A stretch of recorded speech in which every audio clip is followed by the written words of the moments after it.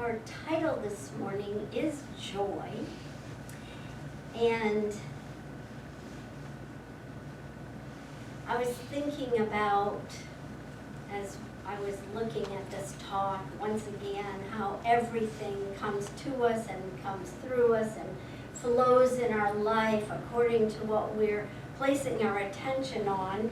And since it was and is joy, I wanted to share that I have gone back to teaching, and I was realizing one day, I'm at the same school, I'm in my same classroom, I'm at a different grade level, I'm teaching 3rd grade now, and I was talking with one of the gals on my team, and as I walked away, I thought, wow, she told me that she's just 30 years old, and I had been feeling like I was their same age.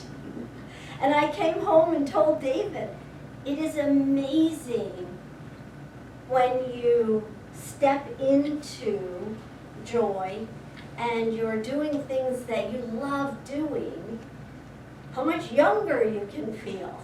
Now, I'm sure some of you noticed that also. When you're in your groove, loving life, you feel younger than your age. And she's younger than my children. But I thought of her as my age, or me as her age, maybe. So have you noticed that when you feel joyful, you seem to have more energy? Anybody notice that besides me? Yep. You accomplish so much more. You get so much more done during these times that you are in joy. And it's rewarding for us because we feel a great sense of accomplishment. And when we feel that accomplishment, it in turn returns to a deeper experience of joy. So I was kind of chuckling, not only at that idea, but at many of the ideas that come through when you're focused on a topic. And I found this amazing quote. I don't even know who said it, but it's, pebbles that bring you joy are better than diamonds that bring you sorrow. And I, of course, laughed right out loud because I've been married more than once, and so I've had several diamonds, and I chuckled because, you know, they didn't always, the diamond or the experience didn't always bring me all joy. Maybe it did bring some sorrow. And yet, there was an experience that I had on our trip when we were in Utah, where I was down in a stream in that cold water, and I love that cold water because I think it brings us alive, and it's coming from the mountains, and so I think it's revitalizing. And I was down there, you know, getting stones for our next Earth Day, and I came to a patch. Now, you can think I'm crazy if you want, but I talk to these stones. They love me, and I love them. And I came to a place in the water where there were a lot of them, and the colors were magnificent, and the water was shining. It was a warm, beautiful day, so I squatted down in the water, and I asked them, which ones of you really want a different experience? Which ones of you really want to shift it up? Because if you do, you're going to come home with me. You're going to leave your friends here in the river, except those that want to come. And you're going to come home with me, and you are going to be delivered to some of my friends, and you're going to have a new home. And so I chose the ones that spoke to me. You'll get them later. They are so beautiful and so magnificent. And who knows their history, where they came from, how they've traveled down the stream, just like each one of us. So I sort of laughed at that experience because David had shown me a picture where I was down there doing it, getting my pebbles, and he said, honey, look, because he doesn't come in, so he's over on the river bedside, and he took my picture, and I did. I glowed in that picture because I was so happy in that place, thinking of all of you back here, thinking of Earth Day and celebrating the earth and the interconnectedness of all life. So the saying, pebbles that bring you joy are better than diamonds that bring you sorrow, is really a metaphor. And it's reminding us that the simple, small, meaningful things or gestures in life and in our relationships offer genuine joy. They offer a connection. And sometimes the grand, expensive, or complex things may not bring the same fulfillment or pleasure. Or they may, but it's not about the thing, and it's not really about the cost. It's about the feeling of joy that we get. The point being, we want to become aware in our own lives of the things and the activities and people that do bring us the greatest joy, so that we engage in those more frequently and we surround ourselves with those regularly.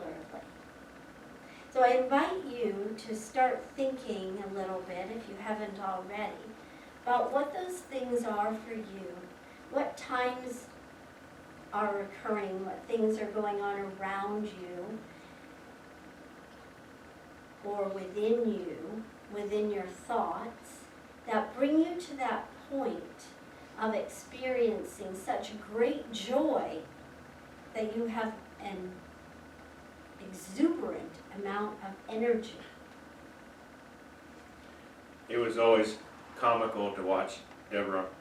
She'd walk on the beach and she'd look at the stones and say, "Oh, I have to get some of these." Or like, "Oh, look at these shells. Oh, look at these pine cones. Oh, I have to get some of these to bring them back for Earth Day." And we always had, by the time we back up, we have mountain rocks and shells and pine cones and you name it. Of course, I find feathers or walking along too, and I always collect those. But anyway. So it's comical to watch me. Huh? Yes, it is. Yeah. But she always has such joy when she finds these rocks.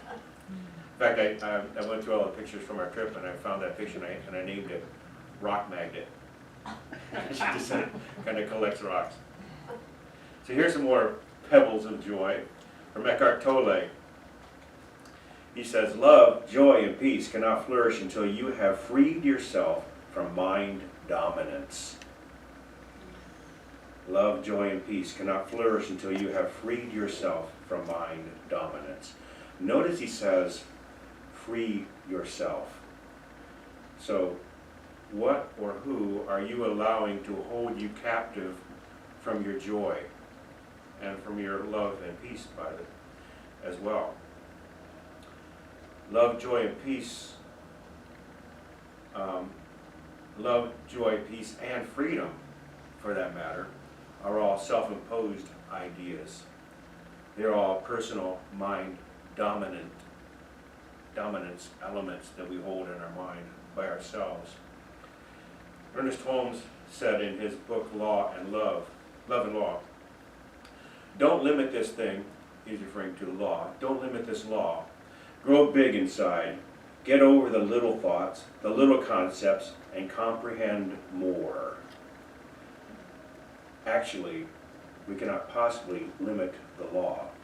We can, however, limit our own use of it. It operates according to how we use it. If the infinite power of the divine law seems to not work in your favor, you are the weak link in the process there. Fortunately, all we have to do is comprehend more, as Ernest Holmes says. If you desire an infinite flow of divine joy, you must create the appropriate space within you to receive that joy.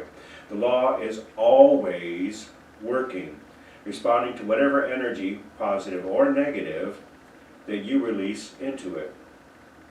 Do you want joy? Feel joy.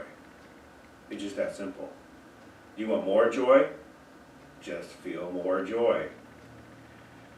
Practice comprehending more and see to what extent you can manifest more joy in your life. It's up to you. Ernest Holmes says there is one infinite mind from which everything comes. There is one infinite mind from which everything comes. That's a big statement because he's using the words infinite and everything. Can't get any bigger than that, can you? That's all the great and the small, all the good and the bad, all the joy and the sorrow. It's everything. By the nature of the word infinite, it must include you. There is one mind, one God, one life, and you are of that one power. Everything comes from one infinite mind, and you are it. If indeed it is infinite, which it is. So, do you think a little joy is too much to ask? Do you think a lot of joy is too much to ask? There's no greater small in the mind of God, only in your mind. So when I ask, do you think, I'm literally asking you, what quality of thoughts are you releasing into universal law, into the universal energy? Maybe you already have an experience of unlimited joy. And if you do, that's great. And if you do, remember that this principle also applies to prosperity, relationships, love, and everything. As you were talking, I was remembering the Clampetts. I don't know if that was what the Beverly Hillbillies, and how Granny used to sing, I've got the joy, joy, joy, joy down in my heart. I think it's still a little low, but anyway, yeah, so when someone's talking about an idea, a lot of times it falls into us. So looking at that idea, pebbles that bring you joy are better than diamonds that bring you sorrow. I found this, I had to really research it because I wasn't really sure that I even actually believed it at first, but it does make sense, and it does appear to be real, that there are certain penguins who have natural behaviors whereby the male presents potential mates with smooth pebbles as part of their courtship ritual. So what happens is, if the female accepts the pebble, then the pebble is later used to build their nest together. They use it as a sign of affection, care, and commitment. So it's also a rather practical gift because it's easily found in nature, as I can attest to.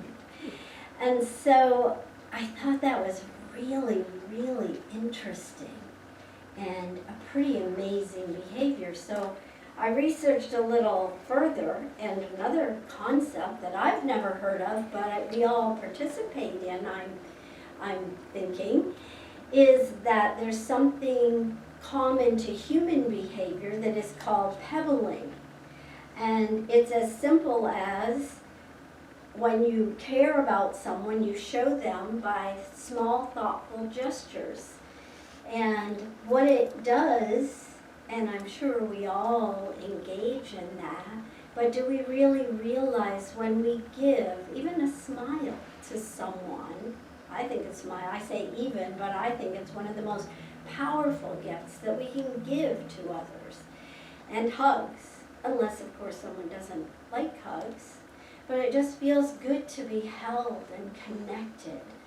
And so I was thinking about that and the idea of the ripple effect that the pebble has. You know, when you skip that pebble across the water, it makes that ripple effect. And when we participate in pebbling, we are creating a rippling effect. So Ernest Holmes writes, there is one life. He doesn't say this, but within that one life, there is that rippling effect. Who we're around, what we're thinking about is creating a ripple effect in our lives. The things we do and the things we say. are also creating a rippling effect in our lives and those that are feeling and getting the energy of us. He goes on to say, it is flowing through me, circulating in me. I am one with its rhythm. And I shared that and these next words in the meditation. My heart beats with the pulsation of the universe in serenity, in peace, and in joy. So it could be as simple for us as to just simply take a moment to close your eyes and put your hand on your heart and feel that pulsation of the universe as it flows through you, and allow that to be what you speak. Allow that to be how you behave. The idea within his quote speaks to me of the idea of interconnectedness of all life, and the idea that we, by way of being in tune with the universe's rhythm and law, experience serenity, peace, and joy. Joy is not in things, it is in us. Joy is not in things, it is in us. Very powerful statement. I was reading a book this week, and that concept jumped right out at me. I said, this is perfect for Sunday. The book was talking about the current economic challenges that we're experiencing in these times, and they are based on what they believe is a cultural program that equates well-being with economic prosperity and self-worth with net worth. It's the idea that we can attract more stuff to ourselves, and that will make us happy and satisfied. Well, there was a survey in 2003 called the 2003 World Value Survey of people in the 65 nations, and it was published in a British magazine called New Scientist. And it looked at 65 nations, and determined that Puerto Rico and Mexico are the happiest countries. Even though they are economically deprived, they're considered to be the happiest nations. And I thought it was kind of ironic that America, home of the free and land of the brave, and freedom and so on, was ranked 16th in that list. It's coming up with the idea that clearly economic prosperity does not directly translate into well-being or happiness, for that matter. One factor all the nations held together was the idea of a sense of community, a very strong sense of community. And they all follow Maslow hierarchy of needs in terms of basic needs for security, safety, health, and so on. And so these are priorities in terms of things that make us happy. Finances, economics are not necessarily things that make us happy. The survey shows that consumerism, instead of facilitating the pursuit of happiness, might actually be chasing happiness away, because in the search of the almighty buck, we tend to bypass happiness because it doesn't seem to be as much of a value. So I thought that was interesting. We're talking about joy. Happiness is influenced. It influences the environment around us, or we're influenced by it. And joy is an eternal state of being. So joy is kind of another step above happiness. And I believe post-Thanksgiving is the perfect time to practice joy, because joy is spontaneous expression of thanksgiving. Happiness is a feeling that rises within us. Joy is a recognition of who and what we are as a result of overwhelming happiness. Joy is more than a transient feeling. It's a quality of fullness. We may say that we are filled with joy, but you ever heard anybody say, I'm filled with happiness? Joy is something that fills us. Joy is a quality of feeling full of energy, excitement, and cheerfulness. Wikipedia defines joy as the state of being that allows one to experience feelings of intense, long-lasting happiness and contentment of life. It is closely related to and often evoked by well-being, success, or good. So basically what it's saying is, joy is a quality of abundant life. Another step of the absolute enlightenment is bliss. Bliss is often described as a state of perfect happiness or extreme joy. It transcends ordinary pleasure and is frequently associated with spiritual or transcendent experiences. In this state, individuals may feel utterly content, at peace, and completely in tune with themselves and their surroundings. So as we move through these holidays, these high holy days, we are offered rich opportunities to examine what is really meaningful and important in our lives. Time with family and loved ones reminds us of the priorities of life. The emotional songs and customs evoke pleasure and sentiment, and they can seem kind of over the top at times, but sometimes we need a little extra push. I think eternal bliss could be overwhelming, but it's nice to be gently nudged in that direction and experience it now and then. I like being happy, I love being joyful, and I feel transcendent in moments of bliss. And I know that is the truth for all of you as well. Even when you're cleaning out the garage? So, joy is actually one of the qualities of God, and bliss and joy kind of go together in that way. And I was thinking as David was talking, I raised my kids with a little saying that was, you can be just as full of joy with money as you can without. Kind of wanted them to realize that it isn't the having things. You can have as many things as you want, and the more money you have, the more things you can do with it. Things that are good things that you can do with it. So it isn't the money that's bad. It's the love of that money, I think the Bible says, or something, right? And so it begins, once again, it's not the money because that's an outer, that's an effect. It's about that inside, that joy within. And since it's a quality of God, it is our divine being. It's who we are, that joy.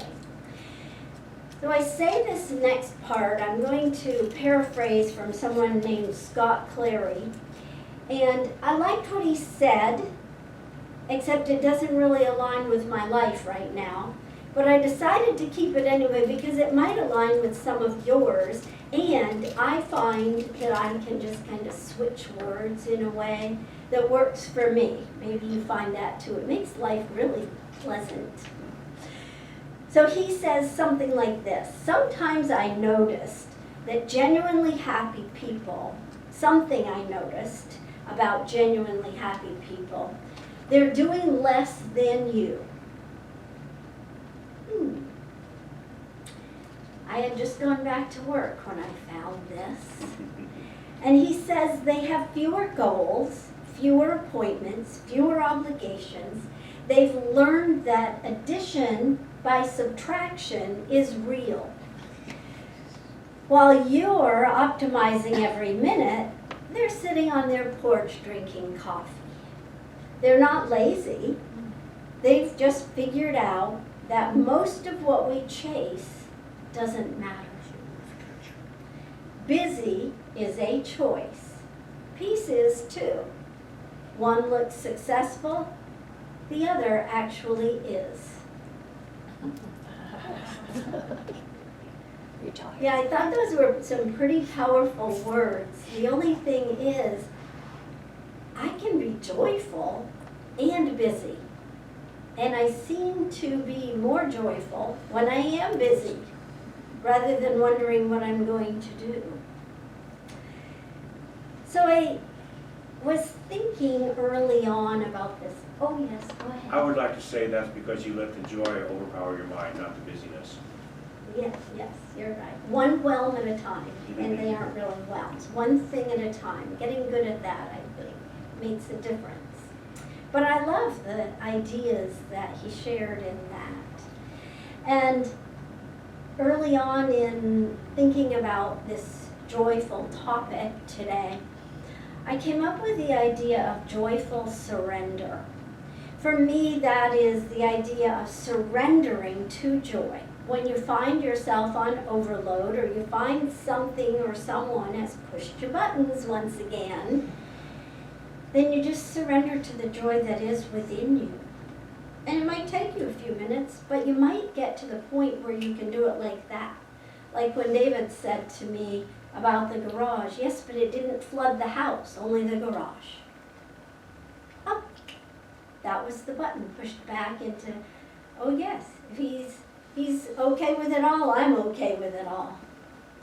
So that joyful surrender, whatever may be troubling us from time to time, we can surrender it to the God within and allow joy as God to express through us. It's the idea of moving ourselves deeper into our personal experience of joy. So with the ideas, the list you've formulated in your own minds, hopefully, about that which illumines your joy, and that those ideas are firmly planted in your mind, let's take a breath collectively and listen to a few Ernest Holmes quotes on joy, because he speaks about joy a lot. Joy has come to live with me.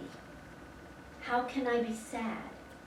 I do so love thy presence, which is joy within me. I am a gift of joy that God gives to a wonderful world. Everything necessary to the full and complete expression of the most boundless experience of joy is mine now. Dr. Holmes wrote a lot about this idea of joy being our divine nature, who we are, our natural state of life and living. And he defined joy as the expectancy of good. The expectancy of good. So, think joy and surround yourself with joyful experiences, material goods, and people. Or not. The choice is yours. And so it is. So that is, yes.